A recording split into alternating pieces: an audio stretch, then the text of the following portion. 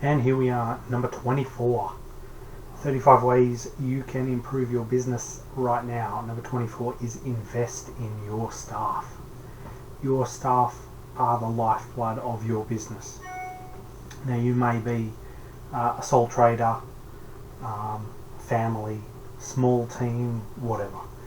Each member of your staff will have something to do with the business, and they are sort of core value. So your staff are the lifeblood. These are the people you trust to look after your business, because you can't be there 24/7, let's face it. You need to ask, are they the right fit for the business? Do they need training?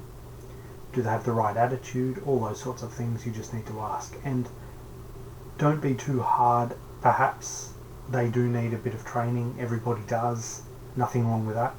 It's up to you to invest some time. You may need to invest some money, put them through a course, all this sort of stuff. If they need a little bit of training, that's okay. Not everyone's perfect. If you want your staff to run the business the way you do, then you'll need to invest some time and effort into training them up to your level. You'll need to run regular workshops and team building exercises. It's very important that your team get on with each other as well. Get on with you, get on with each other. It's very important that your staff are happy. If they are unhappy, it shows as soon as customers walk in the door. This is what so many managers, owners just don't realise. If they treat their staff like shit, it filters directly through to the customers that walk in the door.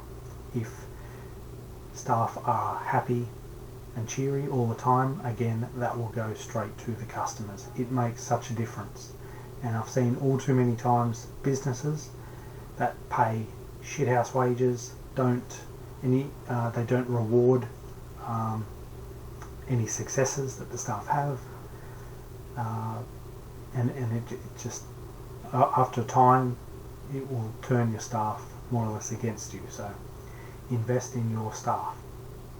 You need to make them feel like it's their business, as if they have a vested interest. But most of all, for the hard work they put in, they have to be rewarded. Now, some businesses actually offer, if you stick with them for a certain amount of time, a year or two, they may offer some equity in the business.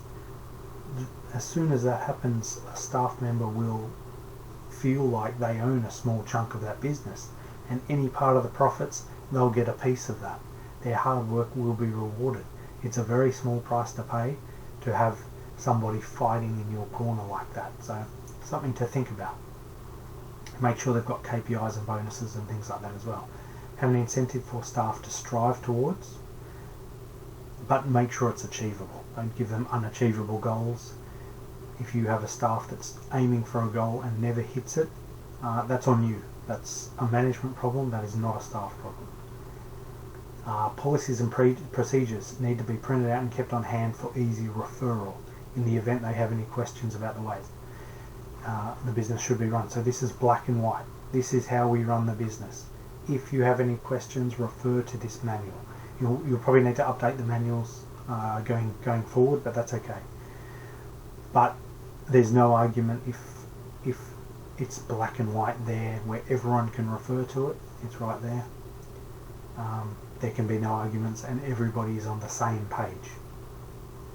You need to keep your staff motivated, and you need to keep the workplace enjoyable. As I wrote here, a miserable employee will do no one any good. Motivation is absolute key. You need to work with your staff to keep them driving forward, drive the business forward. You need to set goals such as sales targets. Having goals will drive effort amongst the staff and even create a little bit of friendly rivalry. Who can get the better sales of the day? Nothing wrong with that.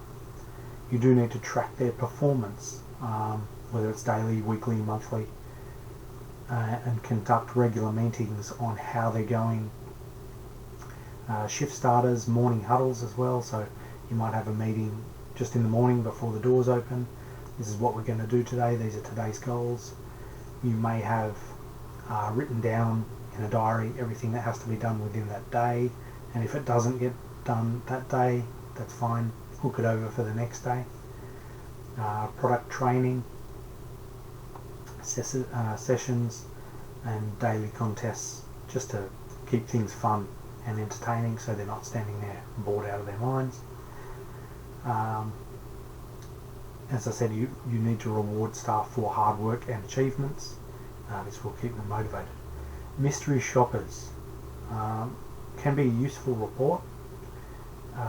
In the past, I've found mystery shoppers a little bit jovial amongst the staff, but it will give you as a manager a good idea of how they're doing. If bad reports come back, it's very important not to punish for bad reports. It's more use it as a training tool. Now, as far as management ideas, managers and team leaders need to get out on the floor and lead by example. There's nothing worse than a manager who leads from the horse at the back. They need to be in the trenches at the front, showing how it is to be done. Teach selling tips such as how to sell and sales techniques, upsells, things like that. But teach it from the front. Don't stand at the back or throw them a book and say this is how you do it. You need to show them this is how I want it done, this is how I like it done, and this is how you will be rewarded if you do it this way as well. Rapport is everything. Ask more questions. Have an add-on strategy. A sense of urgency. Make work fun. If staff are smiling, customers will too. Make it enjoyable workplace environment. Something to add to that is make sure that they are asking people to join your mailing list. Whether it's a mailing list, club, whatever you call it, you need to be inviting customers to join in your little shop community. Finally, empower your staff and hold them responsible. One of the best sayings I've ever come across in my 25 years of retail is it's easier to ask forgiveness than to ask permission.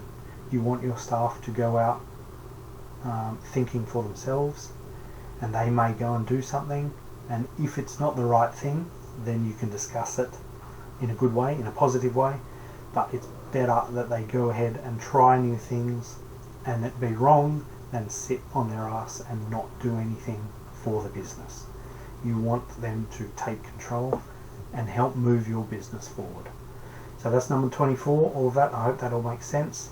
If you have any questions via the link below, by all means hit me up with some questions. I have heaps of things to do with training staff, but that is number 24. It is invest in your staff. Extremely important, one of the most important steps, I would think.